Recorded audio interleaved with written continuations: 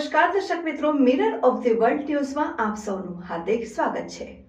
મૂળ રાજસ્થાનના વતનીને છેલ્લા 2 મહિના ઉપરાંતથી કોરબા વિસ્તારમાં ભાડેથી રહેતા અને ખાનગી ગેસ એજન્સીમાં કામ કરતા યુવકે ફાંસો ખાઈ જીવનલીલા સંકેલી લેતા ચકચાર મચી।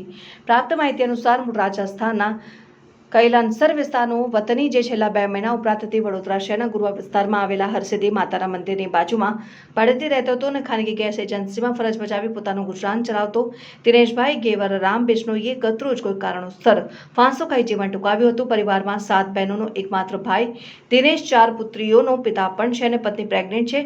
મૃતક દિનેશે પોતાના સોશિયલ મીડિયા ઉપર ચેકપોસ્ટ મૂકી હતી, જેમાં તેણે લખ્યું હતું કે તેણે પોતાને શોધવાની કોશિશ કરી, પરંતુ છેલ્લે તે પરિવારના પ્રિયજન અને ભગવાન જ મળ્યા। તે તેનો ભાવનાત્મક ભાવ દર્શાવે છે કે કોઈ પણ વ્યક્તિને સંતોષ માત્ર પોતાના પરિવારજનો અને ભગવાન થકી જ મળી શકે છે।